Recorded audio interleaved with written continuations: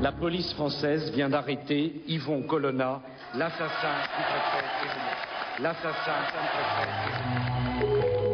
Une cavale de 4 ans qui se termine au cœur du maquis corse. Le 4 juillet dernier, Yvon Colonna est arrêté dans cette petite bergerie. Il est immédiatement transféré à Paris.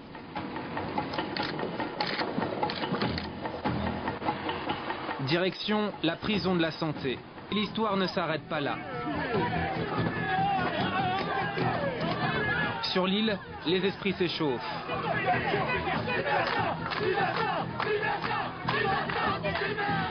Gros titre en une, on l'avait imaginé aux 4 coins du monde, Yvon Colonna n'aurait pas quitté son île, grâce à un réseau de solidarité. Des petites bergeries, on se cache comme on veut en Corse.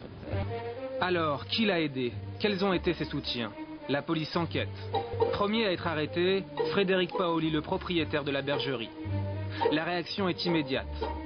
À Olmeto, son village, la population se mobilise. Son slogan, l'hospitalité n'est pas un crime. Ouvrir sa porte à un fugitif, même à Yvon Colonna, pour eux, c'est respecter la tradition. On l'accuse d'hospitalité, ce n'est pas normal. Mi-juillet, ils sont encore plus nombreux à défiler dans les rues d'Ajaccio. Que défendent ces manifestants? Un fugitif ou une valeur qu'ils considèrent comme sacrée?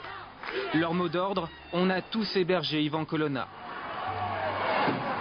Après les mots, la violence. Image d'un conflit entre tradition et loi de la République.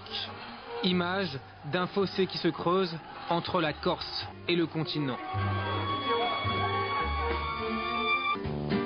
Pourquoi une telle vague d'indignation? Pour essayer de comprendre, retour à Olmeto, la région où la cavale d'Yvon Colonna a pris fin. Michel Mosiconacci est éleveur. C'est son ami Frédéric Paoli, le berger du village, qui a accueilli Yvon Colonna pendant sa cavale. Sa réaction est immédiate.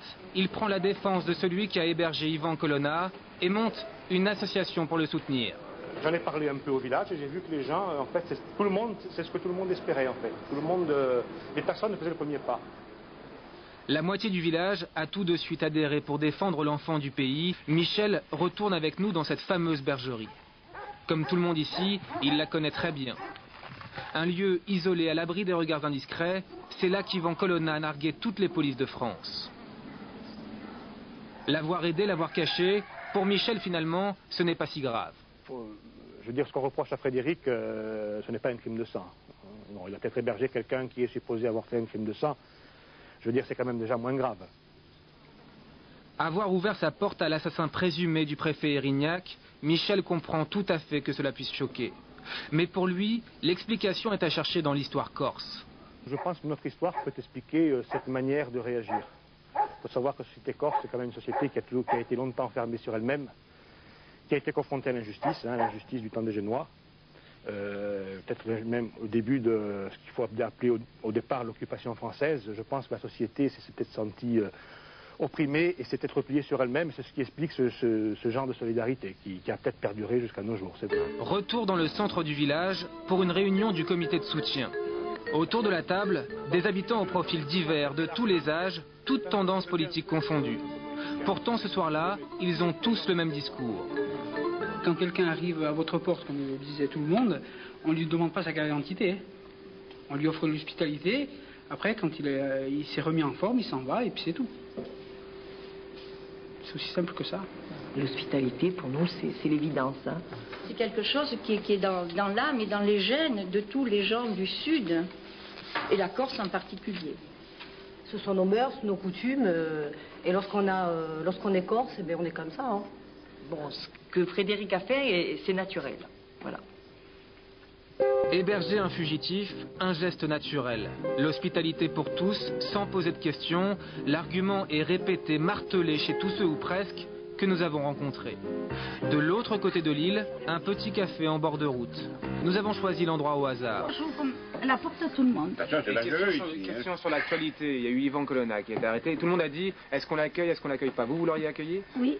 Moi, je l'aurais accueilli pas en tant que ce qu'il a fait, mais en tant que Corse. S'il était arrivé chez moi et me demandait à manger, je lui aurais donné à manger.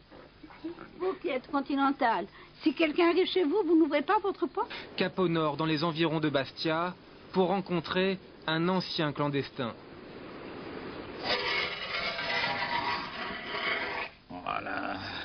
Militant de la première heure, Jean-Pierre Suzini a pris le maquis.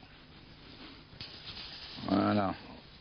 C'était en 1975, lors des événements d'Aléria, les débuts du combat nationaliste.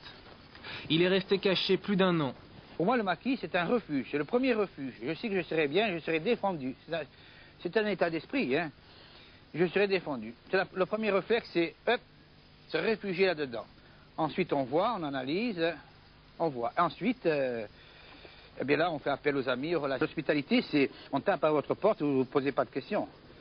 Et vous l'avez fait, ça? Vous avez tapé à des portes sans savoir chez qui vous tapiez? Ça m'est arrivé, disons, quand les flics étaient sur le point de me coincer, j'ai dû me jeter d'une voiture. Et la nuit tombée, je suis tapé dans une porte parce que je ne savais plus où aller, c'était pas ma région. J'étais complètement perdu, je voyais une lumière, j'ai tapé, j'ai expliqué. Il n'y a pas eu de problème, mais en aucun cas, ni après, une fois que je suis parti, ils ont appelé la police, rien du tout. Rien, je l'aurais su, ça se sait, tout se sait.